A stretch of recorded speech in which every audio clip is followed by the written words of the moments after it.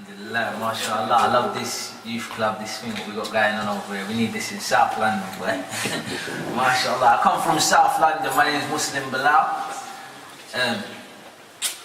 This is the name I was born with. I was born with the name Ashley Chin, because I was raised as a Christian. I didn't know about Islam when I was growing up. Like most of you, it looks like I was fortunate to understand and know about this religion in your childhood. But I was raised as a Christian, and my name's Ashley Chin when I was brought up, Jamaican background. And basically, what I come to share with you guys today is just a little brief bit of my story, my journey, and then how I use my journey to try and inspire others today, inshallah. So I grew up on an estate in South London where pretty much like how you lot's life probably was growing up, like you just get up to no good, you just want to have fun and all this sort of thing. And I didn't know about Islam, I didn't know nothing about this religion. Can you hear me alright, yeah? Yeah, I didn't know about Islam, I didn't know anything about this religion, and I always believed in God though. And basically, until the age of 19, all I wanted to do was make money, live every day as it comes, impress women, impress my friends, impress my peers. That's all I wanted to do with myself. That's all I thought it was about, because growing up, we was broke. I'm not saying I was the only one broke, probably some of you can relate to this, but we were broke in my household, and I saw my mum going through a lot, and it seemed like she was always down because you never had no, your parents always seem like they're down because they got no money or they can't afford this, they can't afford that, and this upsetted me as a young boy, and I just thought, what could make us happy is if we had money in it, and that's what I dedicate all my time to and all my energy into, making money. But what the sad thing is, where I grew up, I never had any uncles or role models who was making money from, I never had an uncle who was a doctor. And I could say, yo, uncle, what did you do to get to where you are today? Maybe you could teach me that. I never had no dad who was a barrister, and I could say, dad, maybe I could follow in your footsteps. Or uncle who owns a shop, who could give me a job in his shop. It was like everyone I knew around me who was making money was either drug dealers, fraudsters, robbers. They was doing criminal activities. So I saw that as my way out. I saw that as a way to make money in it. So you see the people who's driving nice cars and who's got expensive things and who everyone looks up to, and they're the ones doing criminal activities. So I thought to myself, I need to indulge in criminal activities, not because I get a kick out of it, not because it's fun to sell drugs or it's fun, you get a kick out of it. No. You're ashamed of it almost, even when you're doing it, but because you think, this is the answer to my problems. The money what I can get from taking this product and selling it is what's going to be able to say, here mum, put the gas on, put the electric on, here mum, don't worry, I'm going to cover half of the rent this month or whatever. So that's what makes you indulge in it, because you want to be able to do certain things. And then when you start to get that money, no matter what, that's when you start to realise that it don't make you happy, because the more you get is the more you want, and then you get to one level and then you want more, then you get to another level and you want more, then you realise, wait there, I'm like a donkey chasing my own tail, I'm never going to be happy. By the time I got to 19, there was a guy that I used to look up to, and he was a roadman, and he had fancy motorbike, I just saw outside, he had an R1, but this is in 1998, no, 2000, but he had one from 98 when I used to look up to him growing up, and he had an expensive car, we used to look up to him. And he had a drug line that used to make a lot of money. And basically, I started up a little crew in South London called SMS, me and my friend. So we started this group SMS, and we're rappers, we're trying to make music, but obviously we're still putting in our work on the streets, so you get a name for all different things, not just for your music, for what else you're doing or whatever the other younger brothers are doing around you. So as SMS, we started to do our thing in it, making music and that, and we started making a lot of money. But I thought this older brother was gonna be proud of me and proud of his younger brother, because we were attaining all these materials that basically he had when he was young. But instead he done the opposite. He was coming into the room and he's telling us to turn down the music a minute. So we're turning down the music for a few minutes. I didn't realise that he was going to pray. And then slowly but surely he started coming in the room and giving us dawah.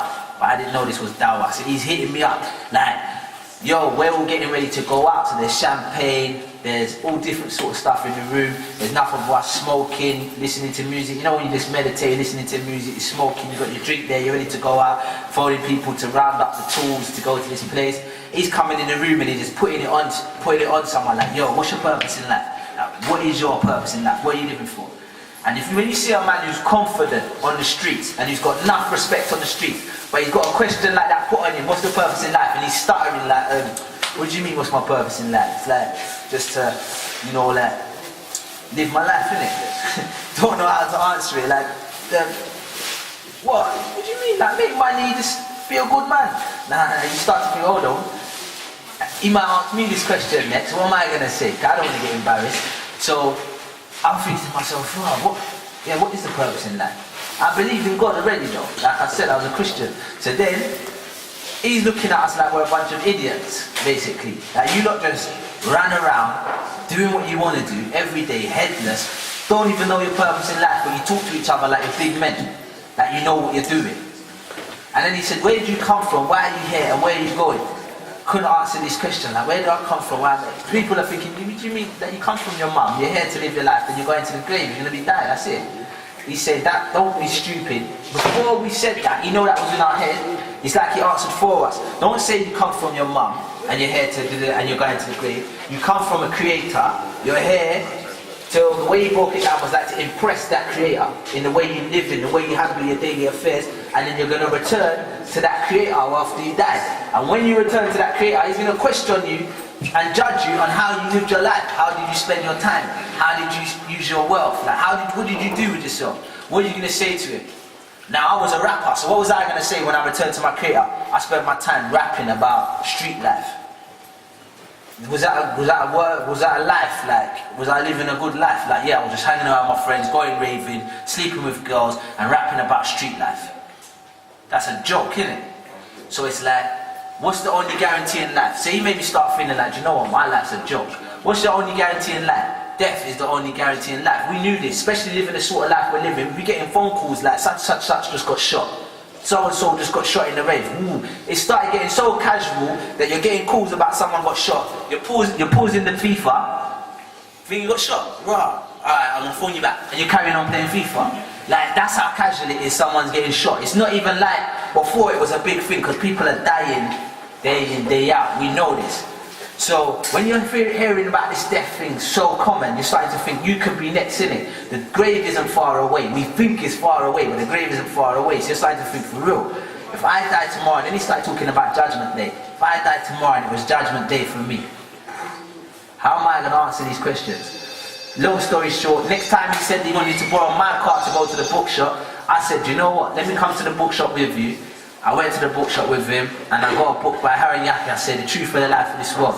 And that basically book made me learn about the religion that most of you probably have been learning about all your life. And that one book made me say, I want to join it. Like, I need to be a Muslim. That was it. It was enough for me. I didn't need loads of dawah. I didn't need no scientific proof. I already believe that there's a God that created us. And I think it's a cheat. How could we live in God's world and not worship Him? Like, that's like, we've all got parents. We've got manners, respect. Our parents is what had us, and it's like growing up for me. When my mum tells me to do something or my dad tells me to do something, I don't just say, no, I'm busy, I'm doing something. It was like, even if you enjoy doing what you're doing, you put it to one side and you do what your parents tell you to do, because that's your parents. Now if there's one of us on the estate or in the area who doesn't listen to their parents, we'll look at them like they're abnormal. That's the rebellious line. Like, what? Do you hear how he talks to his mum? Do you hear how he talks to his dad? He ain't got no respect. Now for me, understanding that God created this world, if He tells us we have to do something, whether we like it or not, or whether we was in the middle of enjoying what we was already doing, we're going to have to put that to one side and do what this God tells us.